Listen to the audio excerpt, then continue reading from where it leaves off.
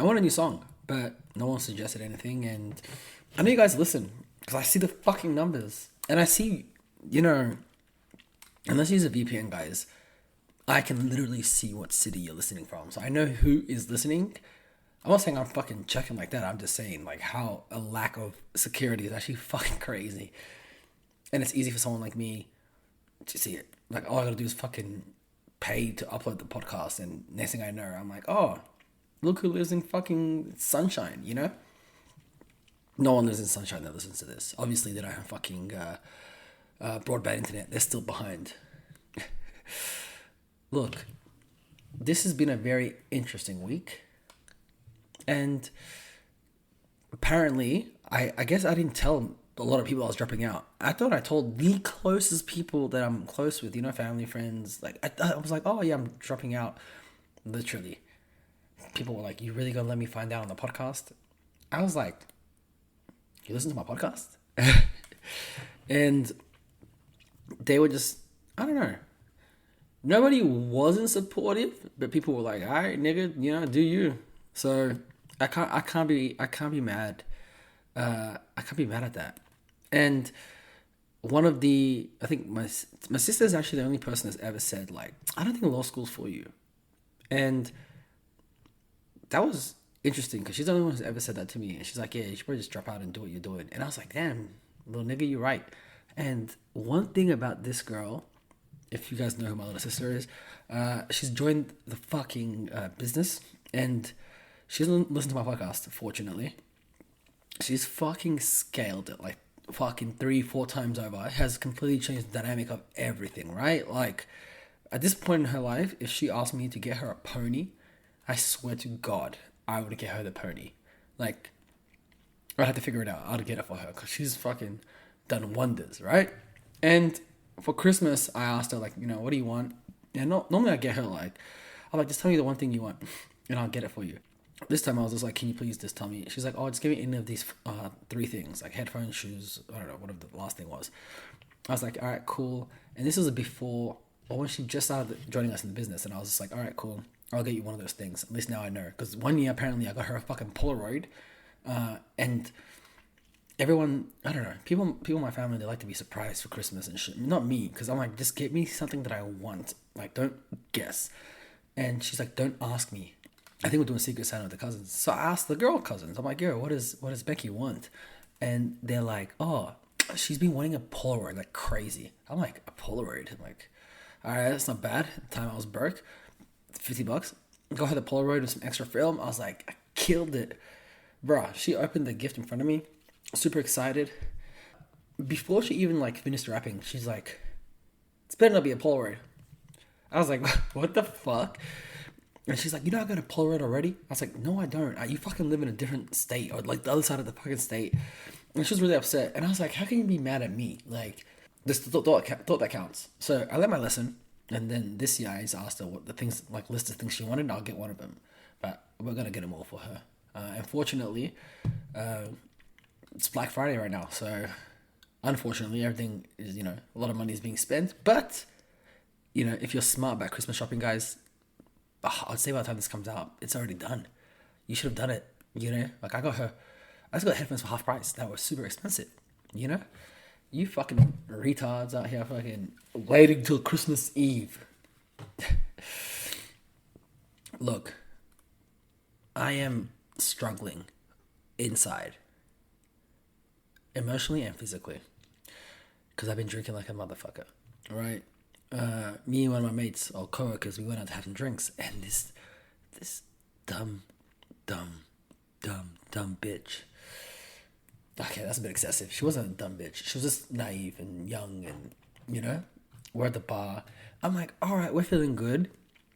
This is a Tuesday night, mind you, and we're chilling. Though, we just want one drink, two drinks, we're gonna go home. And I was like, you know what, we're gonna celebrate. Let's get a Casa Azul, which is the big tequila. I don't know if you guys seen it. It looks like an alien's dick. If you have to imagine an alien's dick, it's like a blue long bottle with the head top. Yeah, I assume if aliens had dicks. Like I don't know if aliens have dicks. Do we? I don't think much about. I don't know. I'm kind of ranting on much about alien dicks, but I don't know if they had dicks. Maybe a tentacle. It's that blue bottle that, yeah, looks like an alien dick. And the bottle itself in Australia is around like 350, 360. Even in America, the bottle was like 300. So I was like, all right, we'll do one shot each. It probably costs $40 a shot. So she pulls 2 shots. And I'm like, all right, we're going to do our 2 shots and get out of here. She's like, $30. I was like, $30? She's like, yeah, 30 for both. I was like, is that Casa Azul inside the actual thing you pour me? And she's like, yeah, why wouldn't it be? I was like, oh, this chick doesn't know what she's doing. So I told her, can you please pour 4 more? Right before she can clock it, because it's not like you can fucking backtrack and charge me, you know? So next thing you know, we finished the fucking bottle. She pulls out another one. I was like, you got more? I even tried to buy the bottle off her, but she wouldn't let me. Eventually, I see her getting belittled by her manager. I'm like, maybe they found out, maybe they didn't, but we're not that lit yet, or maybe we were. And I was like, fuck it, let's do one more shot before we get out. Boom, I order one more shot. I just ordered one shot. She's like, $30. I was like, the manager just told you all. She's like, yeah. I was like, $30 honestly is still fucking cheap. Like, well, it's 20 shots per bottle, 22 shots they say. There's 20 shots per bottle, so for $30, 600. You still make a good $250 profit. Now charging us $15, you've lost a lot of money. And I drank a lot, and since then I've been fucked. Like, it tasted like water. Like, I don't know. I don't normally drink. I never drank holy water, but I've had it like squirted on my face. Pause. And I assume, I don't know. I feel like Casa Azul is the closest thing to holy water we have on earth. But I could be wrong. I just don't think I am. Yeah, I'd rather drink Casa Azul than holy water. I mean, to be fair, when it comes to holy water, have you ever guys, I don't know how your churches do it, but our churches, they literally have a fucking, oh God, I didn't want to do this. They have like the above ground pool. It's a pretty ghetto setup. And I assume a lot of churches do this, not just mine. But they have the above ground pool. They fill it up with water. And there's days where it's like, everybody comes. I guess it's like, I don't know what event it is, but it's like a day. And then people fucking get their own bottles. They put it in there. They collect the water. People are putting the water on their face. The kids are jumping in the water. And I would never drink that fucking water. Are you guys crazy? I don't care what how is this holy? I seen the nigga with the hose standing above the water. He wasn't even the priest doing it. The priest came and blessed it. I said, what? I said, this nigga just came and blessed the pool water? And now we're going to pretend, you know what? Let's not get too antsy about that. Just know that Casa Azul is delicious, right? But my body was so deprived, I think, the next day. And I had to go to a concert. And it was like a very small local concert. I don't want to say small, but a very local concert, right? And it was sold out for Sully, who's like a fucking phenomenal artist from Australia, from Melbourne, and a good friend.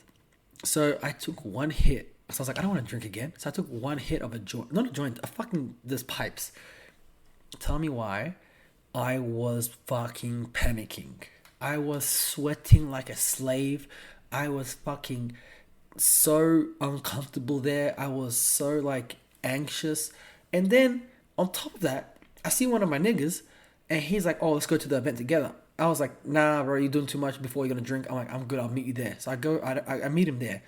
We were in the fucking same outfit, bro. And I don't mean like colors. I mean, this motherfucker went to Zara and bought the same sweater as me. Right? Not only did he buy the same sweater as me, niggas wearing black jeans. I was wearing black jeans. And then I said to him, I was like, bro, what the hell? And he's like, man, isn't it crazy we look the same? I said, first of all, he was lit. I was like, you don't remember? We went out one time and you didn't have like a shirt to change into, so I gave you my sweater. And then you said you liked it. And you said, oh, I'm going to get one. He's like, oh, yeah, I did. Because I guess that's why I bought it. I was like, damn, nigga. Should have at least texted me or something. We look like fucking twins, bro. Like, the amount of people came up to me like, oh, do you guys know you were wearing the same sweater? Dumbasses. It was girls too. It was never guys. Guys, I don't think guys even clocked it. And I could see people looking and pointing. I told him. I saw him for 2 seconds. I was like, bro, it was good seeing you, but we can't stand next to each other for the rest of the night. Because you out here doing wild, you know. I'm over here quiet. Now, people confused, man. And we both Ethiopian. It's just not it. What's going on? He found it funny, though. And it was funny. But after that joint, I think I still felt anxious. You know? But not as anxious as if I was in a room with Diddy by myself. You know what I mean? What's poppin'? What's poppin'? What's poppin'? P.Diddy, Brother Love, Sean Combs. I think that's his real name, right? Sean Combs. And I like to believe you guys all know who he is, but just in case, I'll give you a quick breakdown. So, Brother Love, I think is his real name now. Also more popularly known as Puff Daddy, P. Diddy. And his real name originally was Sean Combs. Dude is like, I don't care what people say about him. He helped curate the fucking music industry. So P. Diddy, that's how he's mainly known for. Basically helped curate rap, right? And I don't know, people may not want to give him his credit, but that's the fucking truth. Especially in New York. He's one of the early entrepreneurs. His rise to fame would be basically managing Biggie Smalls, right? But he's managed like Maze, Cam. He's even managed MGK. His record's called Bad Boys. And he's a genius at marketing. Like, fucking genius. Like, I know, like, I'm drinking vodka right now, yeah? And one of the vodkas people love is Ciroc. But people don't know a couple of things about Ciroc, like two things. One, P. Diddy is a majority stakeholder. And two, when he bought it, it was the lowest selling vodka in America. And because it's a fucking cheap, shitty vodka. P. Diddy, genius marketing that he is, he said, I can invest in this, put it in every fucking music video. So whenever you see it in a music video, assume it's P. Diddy's artist. Put it in the music video, and then it became the highest selling vodka in America. The highest selling vodka in a country where there's 350 million people. And then they raise the prices. And then they have flavors. Pineapple vodka. Oh. Orange vodka. Blueberry vodka. And people are like, oh, my favorite flavor. Shut the fuck up, man. Vodka's vodka. Like, not in that way, but like, get good quality vodka. Like, Smirnoff is a good vodka. People underrate Smirnoff. Smirnoff is more high quality than Ciroc. Let me just put that out there. So, nobody that has ever signed with P. Diddy has ever said afterwards that was a great fucking deal. They always finish broke, and they always literally try to sue him. And maybe not literally, but he always ends in bad relationships. I can't think of an artist that is been with him for over 10 years and is happy. And they've been saying Diddy's a wild nigga. They said he killed Pac because of his beef with Biggie. And he even, I don't know if you guys remember, but he even got dissed when Biggie and Pac were fighting. You remember the music? There's like a fucking VMAs, and Snoop Dogg was like, if you don't want your producer dancing all up in the music video, then come to Death Row. They were talking about P. Diddy, because P. Diddy's black ass always just in the background, just dancing. And he had no fucking words in the song. He just added himself, which is fine, you're fucking, So, Diddy also makes music, which some of you know, but he doesn't write any music. He's not a fucking artist. He just gets people to write his music. He knows a hit when he hears it, and he's like, all right, that's my song. Which is not, it's not a problem. So, now, why am I talking about Diddy? Why do you care about P. Diddy? P. Diddy, there's been rumors about P. Diddy, as long as I can remember. One, he murdered Pac. And two, they say this nigga is a faggot. I'm just playing. They say he messes with the boys as much as he messes with the girls, right? And they say the only way you get to deal with P. Diddy is if you give him your booty hole. Which, now knowing niggas, and as I'm older, I feel like a lot of you motherfuckers would do that shit. And look at all the women that accepted Harvey Weinstein. I'm not saying fucking, but you'll give it an ultimatum. Yeah. Oh, yeah. I'm going to hell. Anyway, P. Diddy is all over the news now, right? And it's because of an artist called Cassie, also his ex. It was a girl who's always with him. Cassie is very talentless, I'm going to be honest, but she has a couple bangers, like 2 bangers, 3 bangers. And look, she's just super fucking pretty. And I get it, right? It's easy to market someone like that. Beyond the point. He's been with her forever. They probably broke up officially a couple of years ago. And I only knew this because she started dating a white guy and had a kid by him quickly. And I was like, damn, I thought that was P. Diddy's girl. So this girl, Cassie, this artist, sues P Diddy for sexual abuse for the years like that they were together, and this is happening at a very weird time for P Diddy. So he just released an album that's doing very well, and he's now giving back all the publishing for all the artists. Which, to be fair, I think the publishing is going to end. So that means the artists were going to be able to get it back anyway. And so all this stuff is happening. I'm like, God damn, bro, the worst time, right? So she sues him for like sexual allegations. Some of the stuff that she says is pretty fucking wild. I'm not gonna lie. Like, they broke up. He came to her house, forced himself on her. He made her hold a gun, even though she's never held a gun in her life in her purse, so she wouldn't be checked. And then one of the weirdest things is he made her have sex with male prostitutes, right? And when it comes to that's just from what I read. And these are all allegations. I don't know if it's true or not, but Diddy. This comes out Thursday. She files it on Thursday. It's a civil case. Everyone sees everything she says. By Friday night, the case is resolved. And they say he paid $30 million. Now, did he pay $30 million? That's, that's up to be there. But he paid something because she settled, right? And I don't think she's poor.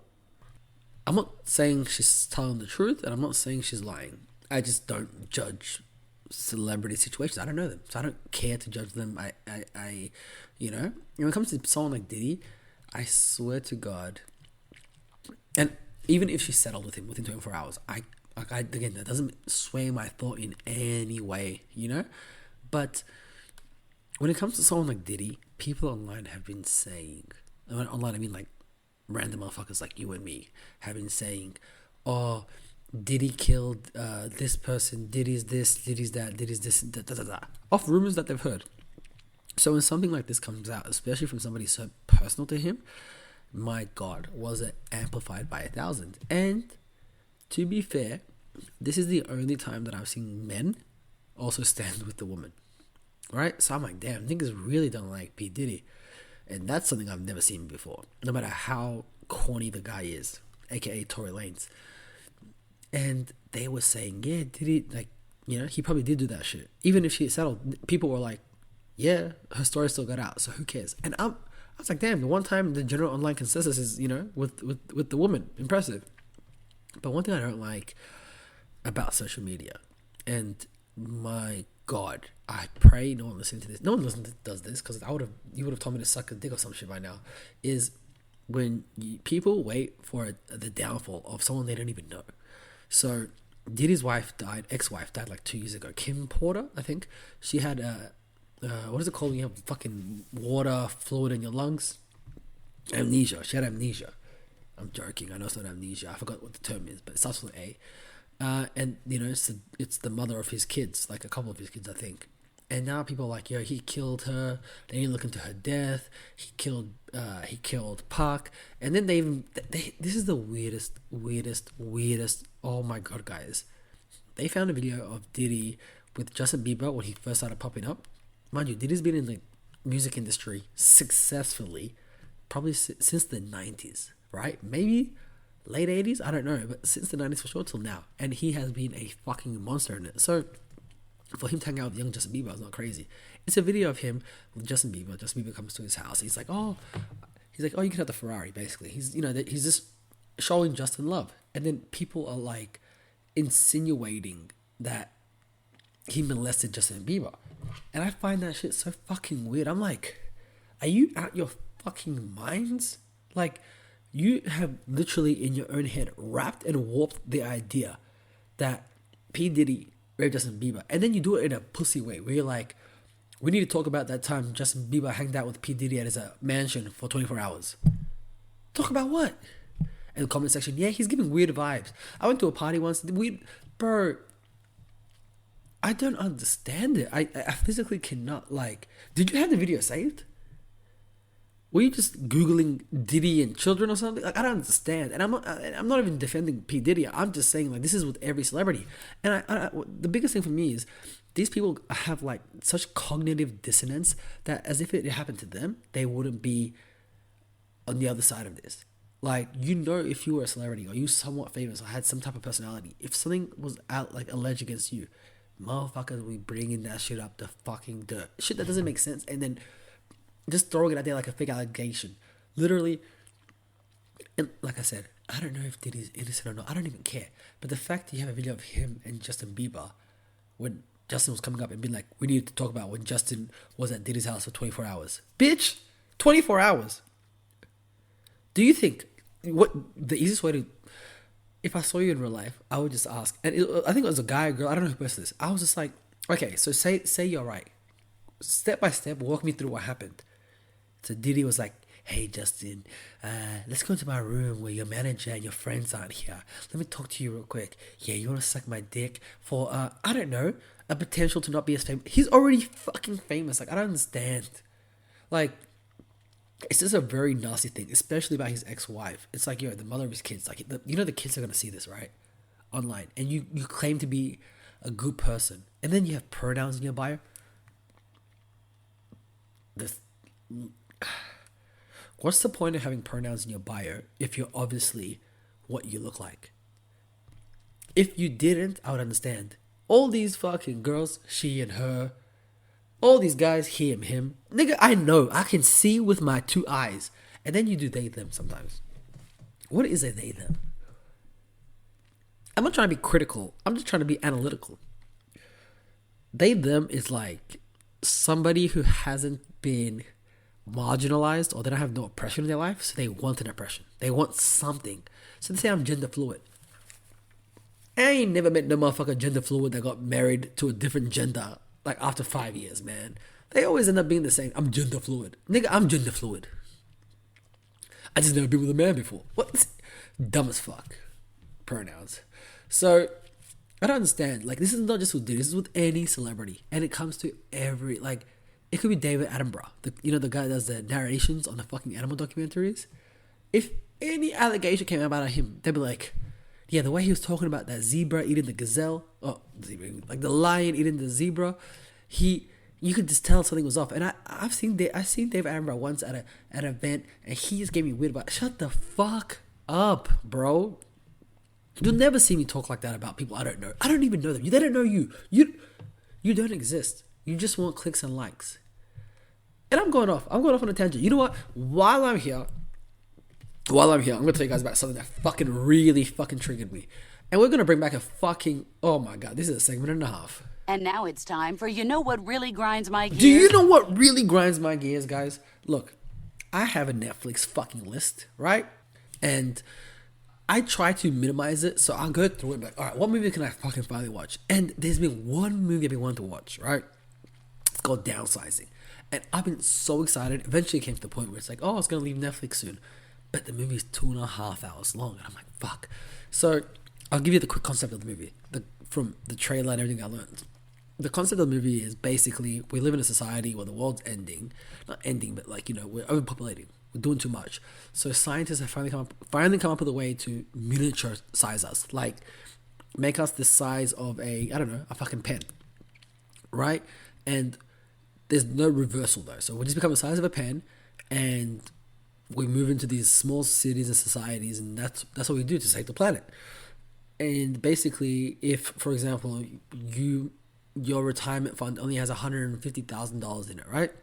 When you move to these planets or this small society, your $150,000 becomes like, $14 million.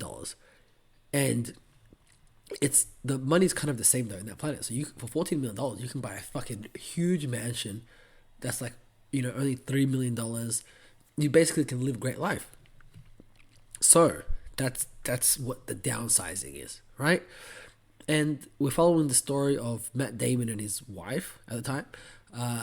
Basically, they come to the decision like, all right, we're gonna downsize. We're gonna live our lives better. The concept is good, but my God, guys, it's a slow movie, right? So in the beginning, you see the scientists doing every step, like it's doing too much. Like when they present it to the UN, you literally see him setting up the fucking PowerPoint. I'm like, God damn, like this better be a good movie. And so far, it's not bad. It's a good build-up. Like, you see the family dynamics. You see Matt Damon. Matt Damon's a good actor. Even the actress, was it Rachel McAdams? Was it Jennifer Aniston? Charlie Theron? I don't know. It was a white girl. So, as I'm watching it, I'm like, okay, this is a good idea. And then they eventually downsize, right? Matt Damon and his wife. So, but what happens is, when you downsize, you go to separate rooms. And, like I said, it's not a reversible thing. They go to the separate rooms. he downsizes and he finds out his wife bailed last minute and she's not going to come back. So he's stuck there now by himself, and then him and his wife have a divorce. He tries to take her to court, and, you know, lo and behold, little people have different rights than big people because they're not working as hard as them, right? Everyone that's big is like, oh, you know, we're the ones working in the fucking plants, you're making the same money as us working this, or whatever. So he loses in court. So his, you know, money dwindles down from millions to probably, I don't know, it seems like, I don't know, $1 million, $2 million he's worth, right? But he has to go back to work. He's working in a fucking dead end job. And I'm like, okay, this is not bad. Now, this is where the movie loses me. And I swear on my mum's life, this is how I know this fucking movie grinded my gear. I swear. Oh, he said it! It fucking gets crazy. Like, dumb. I'm thinking this director had a good idea, or the writer had a good idea halfway through the movie, and it worked. And then he's like, damn, I don't know how I'm going to end this. So this Matt Damon guy, who apparently now is kind of broke in this miniature world, lives in an apartment complex. Not a building, not a mansion. If you haven't seen this movie, fuck you. And then above him is this eccentric billionaire who smuggles goods into the, you know, society. Because imagine that, like, imagine what a nug of weed is worth. Imagine a bottle of vodka is worth over there. You're the size of a ball pen. You're the size of a pen.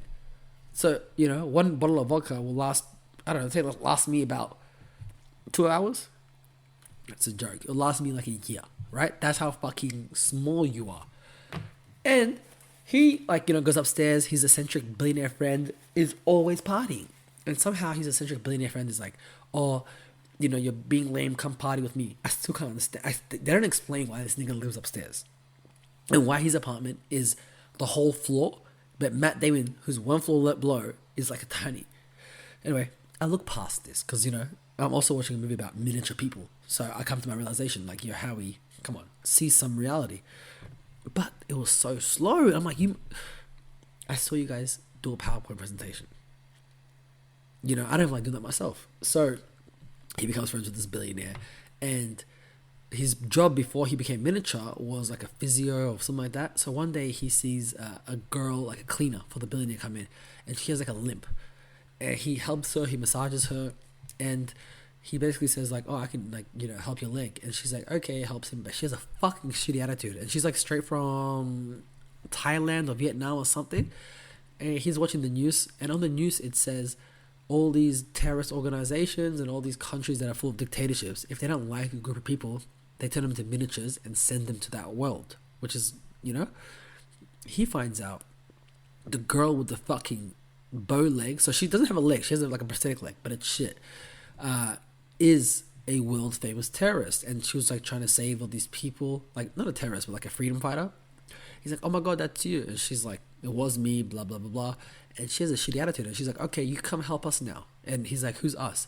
And you find out that in this miniature world there's hella poor people, right, that are like basically illegal immigrants. So he goes to these communities, he starts helping her, and now he's befriended, you know, one of the world's most famous terrorists or whatever it is. And after all this, the movie starts getting slow. You're like, what the fuck is happening over here? He's out here giving chemotherapy, even though he has no fucking experience in cancer stuff. Like, so eventually these fucking eccentric billionaires tell him like, hey, you know, this girl's pulling your leg, bro. Like stop. And he feels guilty because every time he tries to leave the girl, she tells him like a very fucked up, sad story. And he's like, oh my god, can you guys help me get rid of her? So they're like, yeah, we'll help you get rid of her. So they say to him, bring her to the house. And then they fucking murder her. They don't murder her. They try to tell her that they're going to the original colony. So the first scientists that went miniature, they have their own like little colony. And he's like, oh, we're going to go there. And then she starts saying like, basically she gives him like a very sad sob story. And she's like famous around the world. So she's like, oh yeah, I know the people there. Like they sent me a letter saying, oh, I can come visit them. And then she produces the letter. And I'm like, oh my god, what a fucking coincidence. So now they have to go to the original colony, which no one's allowed to go to normally, just to smuggle in some like alcohol, all that stuff for the people there. They go there, they meet the original colony, And then this is where the movie gets. The movie gets fucking retarded, bro. They go on the way to the original colony. They're in a boat. I don't understand why they're in a boat, but they go there, and he falls in love with the girl with one leg, and they're about to have sex, and I don't look.